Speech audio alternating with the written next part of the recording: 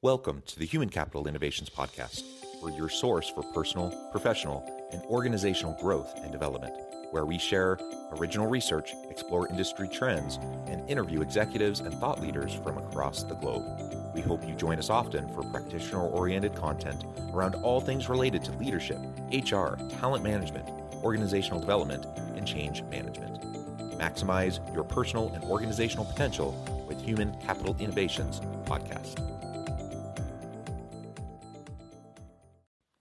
Do you enjoy the Human Capital Innovations Podcast? Please subscribe, leave a review, comment, share, and consider supporting the podcast on Patreon, even at the producer and sponsorship levels.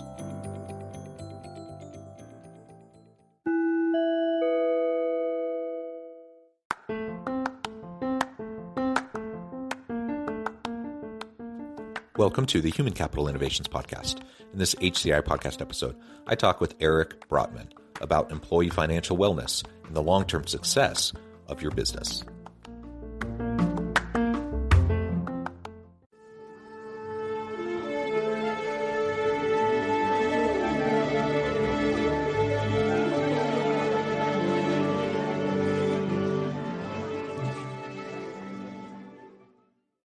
Eric Brotman, welcome to the Human Capital Innovations Podcast. Thanks, John. Glad to be here. It is a pleasure to be with you today. You're joining us from the Maryland area. I'm south of Salt Lake City in Utah. And today we're going to be talking about employee financial wellness and the long-term success of business and how the two can coincide and really how it can be a strategic lever for organizations as they focus on how to add value to their employees and create better value for their customers. As we get started, I wanted to share Eric's bio with everybody. Eric Brotman is Chief Executive Officer of BFG Financial Advisors. He began his financial planning practice in 1994 and founded Brotman Financial Group in 2003, which later became the BFG Financial Advisors. He and his team focus on supporting families and individuals by providing comprehensive financial planning services.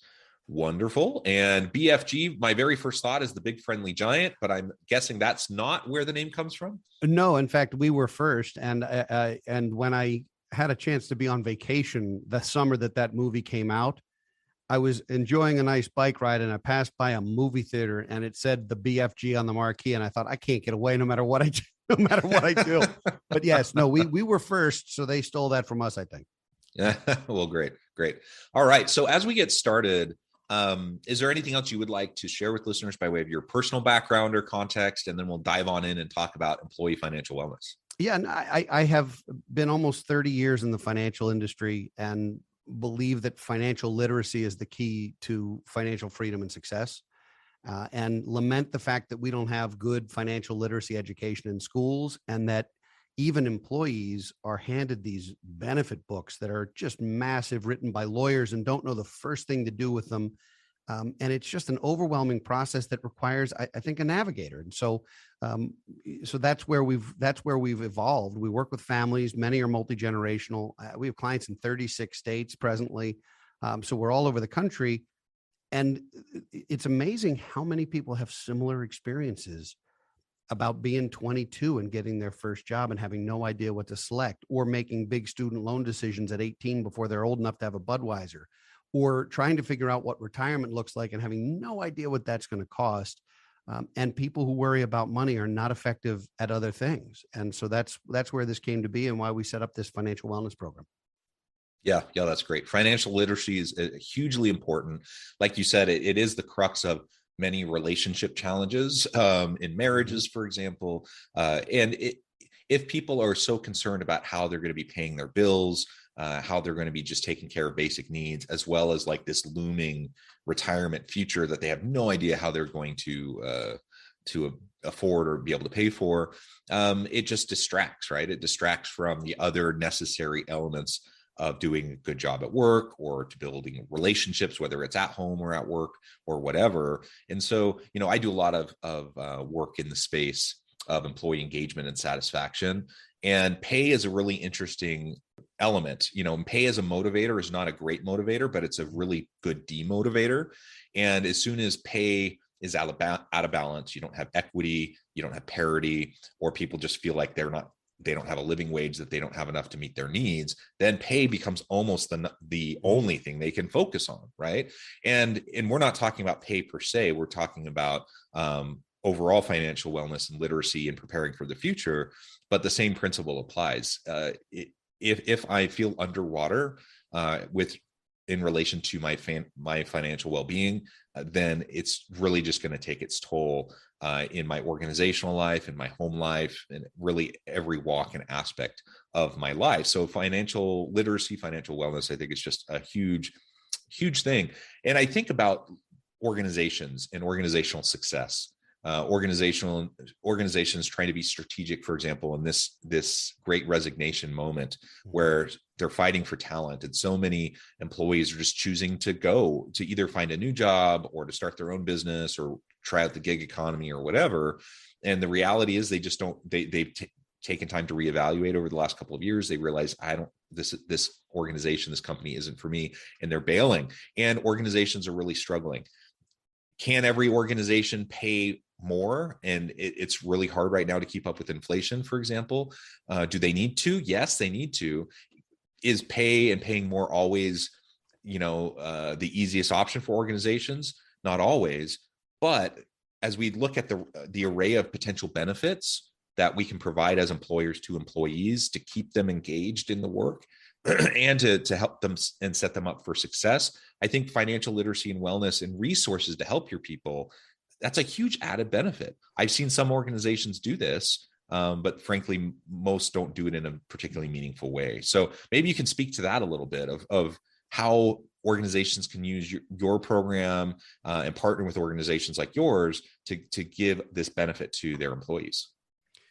John, you used the term underwater a few moments ago, and you said when folks are underwater, they can't concentrate. And it's funny because I've heard it said that money's a lot like oxygen. When you have enough, you don't think about it. When you don't have enough, it's all you think about. And so I think there's this disconnect between financial wellness and traditional wellness. A lot of the times you really can't have one without the other. It's extremely difficult. But you asked about how financial wellness will impact a company. And at the end of the day, and we employ 20 plus people around the country, and many of them on site, although post-pandemic, we now have fully remote employees for the first time, and we're finding that that's working for various roles. So the workplace has changed. And if you're not prepared to change with it, you're going to be struggling to find talent, because talent wants more, to your point, more than pay. They want certain benefits, but they also want flexibility and life balance, and they don't want to miss their kid's soccer game or PTA meeting. So there's this very interesting shift where the power really does belong to the employee in that regard. But from a financial standpoint, if our employees are worried about how they're going to pay their rent or their mortgage or their tuition for their kids, or they're worried about money, they are not thinking about taking care of the things we need to take care of for our clients. And specifically in our industry, we're in the financial industry. I don't want anyone working for me who's struggling with money, because that sends the wrong message to the people we work with because of the industry we're in. But even if we weren't, you're not going to get your employees A game if they're worried about something. And if you can take some of that worry away via education or via resources or via just empathy and understanding, quite frankly, it's really valuable. And so we did create a program that big companies are using, but there's nothing to say smaller companies couldn't use it also. And it's a way for an employer to provide financial consulting for employees at a very inexpensive point. It doesn't have to cost the employees anything. And they're getting some of their questions answered in an objective way from someone who's not trying to sell them something. So whether it's, should I refinance this mortgage, or did I choose the right benefits, or do I need an estate plan, or I just got divorced, what now, or we had triplets, or all the things life throws at us. You know what I mean? They don't know where to turn. They don't want to go to their HR department, because HR is going to say, we can't help you legally. We can't help you choose so much as a fund in your account, much less give you financial advice. They can't turn to anybody at work. And even if they could, they don't want to talk about an issue they're having with a spouse or a kid or a mortgage with coworkers. So who do you turn to? And a lot of people either can't afford a financial advisor on their own or shouldn't. Even if they could, not everyone should. because there are situations where you wind up paying for something you don't really have to get professional advice on. It's like a simple tax return does not require a CPA. A relatively basic financial plan does not require a CFP. And so people use financial advisors, and I think most of them use us as accountability partners as much as anything else. And that's great. But they really have to be buyer beware, because there are organizations that will really overcharge you, especially as a relatively modest account or client or what have you. And you just have to know what you're doing. Yeah. So let's talk about what that can look like. So, for example, I'm a university professor. The university is one of the major employers in the area. One of the benefits they do provide is they have financial advisors that are available for us to set appointments with and have a conversation. Now, how many people utilize that benefit? I have no idea. I've worked at this university for 13 plus years. I've used it once, okay. Like literally one 30-minute meeting. And so I certainly haven't utilized it. But part of it, I'm thinking that my experience, I decided, I should go try this. And it was lackluster. It wasn't particularly helpful. And so I kind of walked away thinking, well, that wasn't really worth my time, and haven't done it again. Right. And so there's organizations that provide that kind of benefit, which I'm not even sure the university paid anything for, or if it was just the firm that came in and was trying to get more people involved.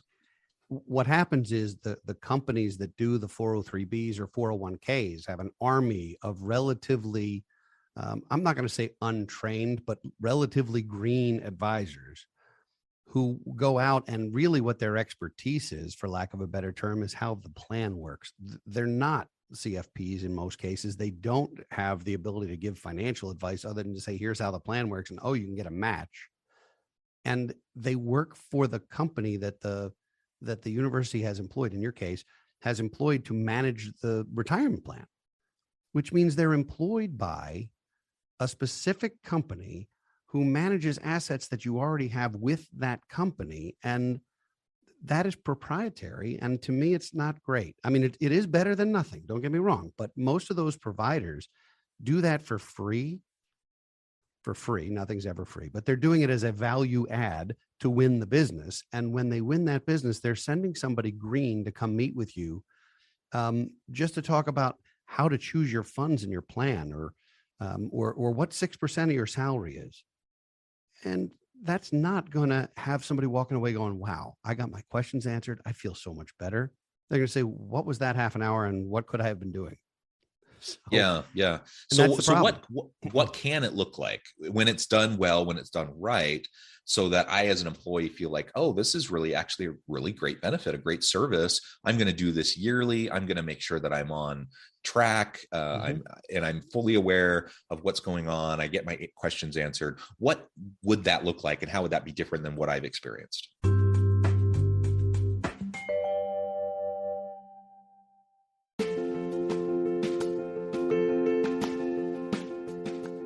Check out my new book, The Future Leader: Creating and Transforming Next-Gen Organizations.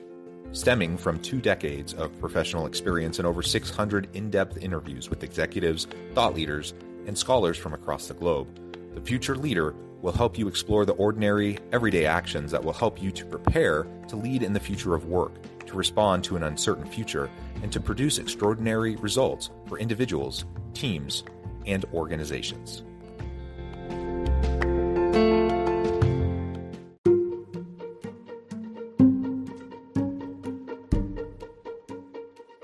Welcome to the Human Capital Innovations Academy. Courses, micro-credentials, and certificates to upskill and reskill for the future of work. All HCI Academy courses, micro-credentials, and certificates are designed, developed, and delivered by award-winning and internationally renowned scholars, educators, thought leaders, executives, and practitioners. Our courses, micro-credentials, and certificates will help you make your mark on the future of work and make an immediate impact in your organizations. Check out the HCI Academy and our many course offerings and certificates to upskill and reskill for the future of work.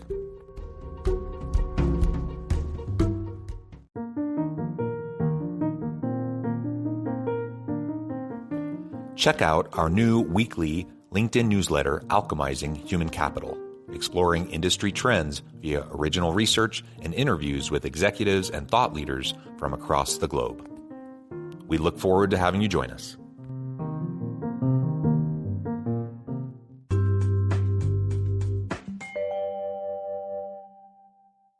Consultations we do for employees of the companies that bring us in are 45-minute sessions, often on site, although now we do plenty by Zoom because that doesn't work for everybody. But and what they're designed to be is they're designed to be a very open-ended conversation about finances. So we do a quick 2-page questionnaire in advance to say, provide some basic data so we don't have to be fishing for that. We encourage people to bring their login credentials for all their various benefits, but we're going to spend time looking at their beneficiaries. Are they named, and are they in traditional or Roth, and does that make sense? But we're also going to be able to ask questions about their family and their kids and education and housing, and we can do really incredible hypothetical illustrations for financial freedom. That says, you're 47 years old, you'd like to be done at 62, that's 15 years. Let's talk about what you're earning, what you're saving, what your current balance sheet looks like, and figure out if you're on track. And if you're not, let's figure out the variables we can adjust to get you on track. So people leave these 45-minute consultations with a blueprint and to-dos. And then afterwards, we follow up with them and say, here are the various to-do items. This is your homework, so to speak. And here's some resources for you. And, we'll see you next year. Or if you choose to engage a firm, we certainly consider you a good candidate for this, or we don't. And I think that winds up being very impactful. People feel so much better, or frankly, they feel worse, but at least they know what they're up against. They feel informed. At least they have a plan, right? Well, to say, oh my gosh, I had no idea what I was going to need to put away in order to keep my lifestyle without my paycheck. It is a big number, and some of that's inflation. I mean, your great-grandparents paid for their house what you paid for your car. And that's just inflation. That's not ridiculous. It sounds ridiculous, but it's not. But when you start inflating, when you've got young people, you got a 28-year-old who says, I'm putting away 6% in my 401k, I should be good by 50, right? And the answer is basically no. But let's figure out what we do have to quantify. And young people, they want to retire early, like it's the FIRE movement and so forth. They want to be financially independent early, which I think is wonderful. It's great that they're thinking that way. It's incredibly difficult, and people don't know what retirement looks like. Like, I host a podcast and wrote a book called Don't Retire, Graduate, with the idea that retirement is horrendously bad for you and people don't thrive when they're retired. And people look at me like, what do you mean don't retire? What I mean is don't retire in the traditional sense. Don't go from 30 or 40 or 50 or 60 hours a week to Oprah and shuffleboard. You'll lose your mind. Like, have a reason to get out of bed every morning. It doesn't have to be for money if you don't need it. It doesn't have to be consultancy. It could be related to grandkids, or it could be but there's only so many golf courses. So I think it's really important to have a retirement plan that's more than numbers. This is not about math. It's about having a future that you're excited to go towards rather than to retreat from. And I have these conversations, with family and friends sometimes about retirement. Now, I get part of it is I'm a university professor, and being a professor, it's a long, hard slog to go through all the schooling and to get a tenure track position. That's not fun. It's a big, long, hard slog. But once you get the position and you get through the tenure process and you have that security, it's a pretty darn good gig. You have, it's not like super crazy high pay or anything, but it's a good, healthy wage, good retirement, and lots of flexibility, lots of autonomy. And so in this kind of a career, I mean, I could see myself working into my 80s if I'm still mentally capable, just because, over time, as I get closer and older, closer to retirement, older in age, I can scale back. And so it's not a either or binary. I'm either a full-time professor or I am fully retired, but over time it's a spectrum, and I could scale back, and I can over time, do what seems to make sense with my energy level, with my capabilities, and still continue. Now, I recognize not every career is like that, but that's definitely how I perceive my future. I'm in my early 40s, so I have I figure at least another 20, 30 years before I'm really seriously thinking about any sort of traditional retirement. But like I said, I could see myself easily going into, if I'm healthy, I could see myself going into my 80s. And then I have conversations with other friends or family, and they're like, no, man, I want to be done by the time I'm 50, 55. And I have the same conversation with them. So then what are you going to do? Yeah. What are you going to, what would you like to be when you grow up? Yeah. And there are tons of things you can do. So it's not like someone retires from their career and then all of a sudden they have nothing to do anymore. Clearly there are tons of options, tons of things they can do. But if you don't have a plan, just like if you don't have a financial plan, you could find yourself very dissatisfied with life at that stage if you don't have meaning and purpose and a reason for your existence. So just having these conversations, I think, is super helpful.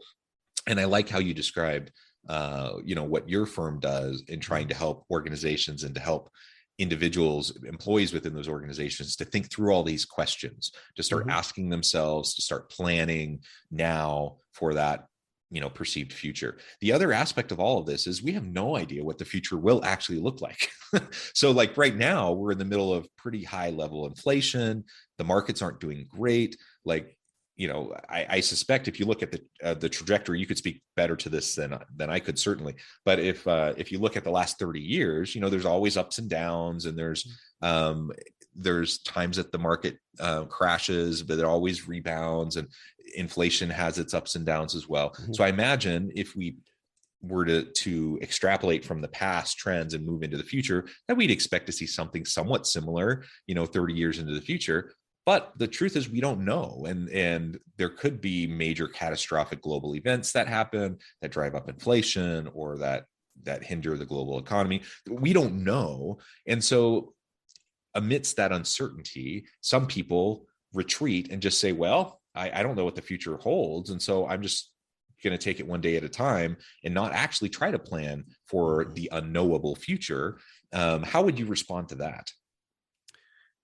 That's the ostrich plan, where if you bury your head in the sand, nothing is happening above the surface.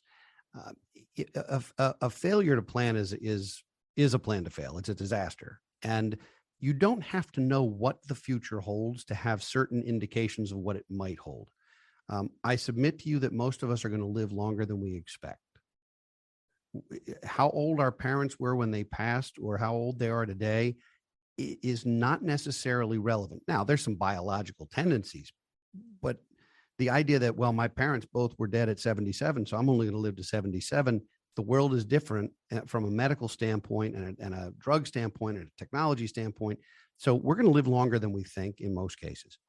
Life's also going to be more expensive than we can fathom. And that's not just inflation. It's also planned obsolescence. It's also things that we're going to be paying for that we don't today.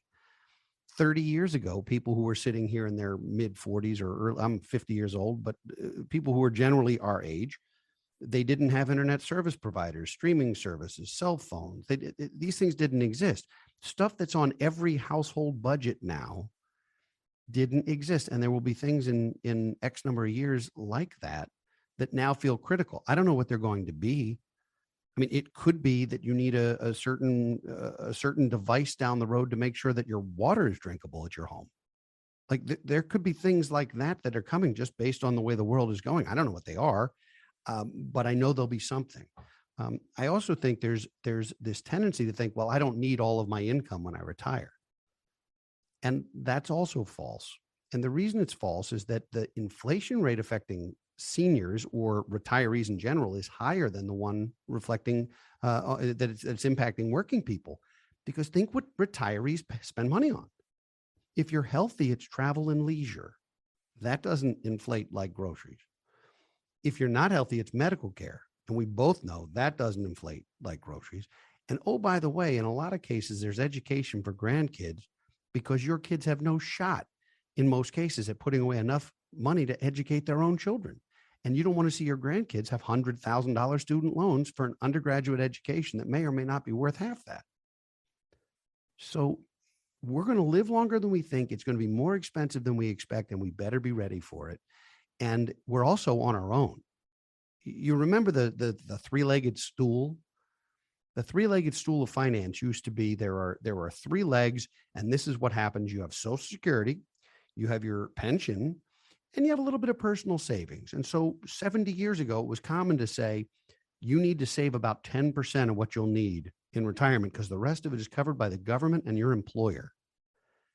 Well, pensions have mostly gone away, not entirely, but mostly. And even the ones that are in place are being frozen or discontinued or impacted. So you can't rely on them the same way. I don't have a great deal of confidence that Social Security will exist for everyone. I fully expect it to exist for some people. I do not know if it will exist for other people, just because it's politically impossible to get rid of and politically easy to take from one group and give to another group. So I think we're not relying on Social Security. We're not relying on pensions. Instead of a three-legged stool, we now have a yo-yo. The yo-yo is you're on your own. And you have got to save basically everything you need for yourself because there is no safety net to take care of you. It's just not there. There is so much here, and we've only just scratched the surface, but let me just recap really quick. The bottom line premise of the entire conversation today is let's prepare. We don't know the future, but we need to prepare for even an uncertain future.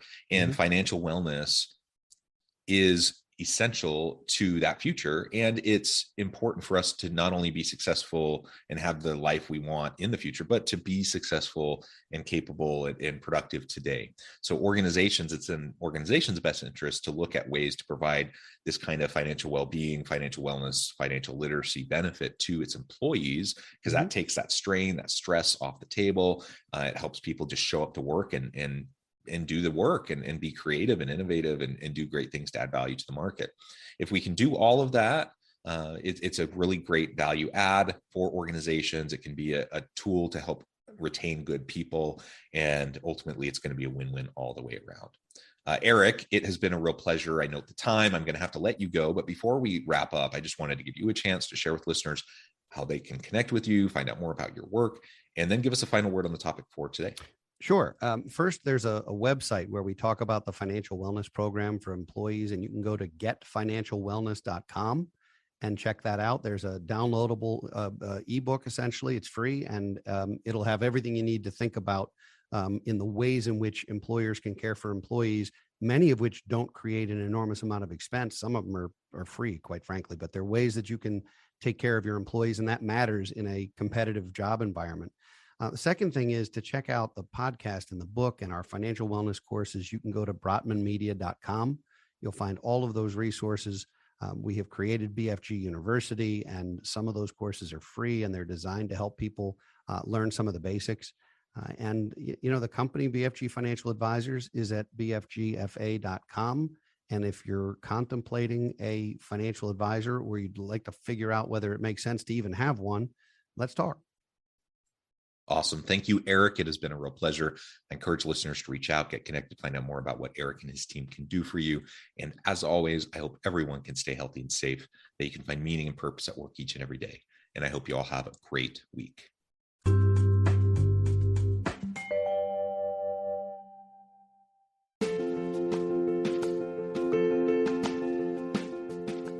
Bluer Than Indigo Leadership, the journey of becoming a truly remarkable leader. Early in my adult life, I learned about an Asian proverb that translates as bluer than indigo. If you think about the color indigo, it is a brilliant, deep, and vibrant blue, what some would call the bluest of blues. To have something that is bluer than indigo is rare and truly remarkable. Contrary to popular myth, there is no one-size-fits-all or cookie-cutter approach to effective leadership. There is no silver bullet, no secret sauce, no go-to model that will solve all of your problems. The truth is, great leaders have all had their unique strengths and flaws, and have all had to discover and then pave their own distinctive path in their life's journey to fulfill their leadership potential. Bluer Than Indigo Leadership will help you discover your own path and explore those ordinary, everyday actions that will help you respond to an uncertain future and produce extraordinary results for individuals, teams, and organizations.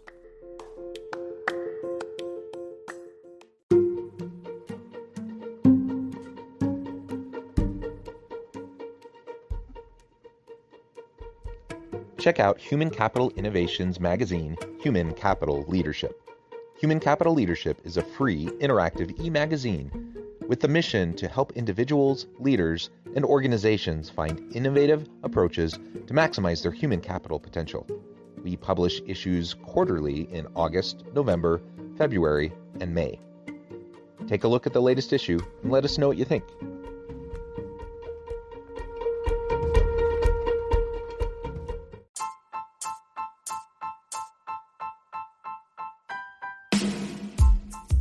The alchemy of truly remarkable leadership. Ordinary, everyday actions that produce extraordinary results. Consider how the nature of work has shifted over the past 50 years. With increased globalization, rapid technological advancement, and the shift in economic composition, the average job of today looks very different than the average job of 50 years ago. What will the jobs and organizations of tomorrow look like? Moreover, what does this all mean for organizational leaders? What are the core competencies and capabilities of organizations and their leadership that are prepared for continued disruption and geopolitical and socioeconomic shifts? Regardless of what the future holds, increasingly, leaders need to be socially minded, data-driven, decisive, champions of talent, and disruptors of the traditional notions of leadership, teams, organizations, and work. The alchemy of truly remarkable leadership will help you to explore your own leadership competencies and capabilities and consider ways to apply and implement them into your workplace and personal life.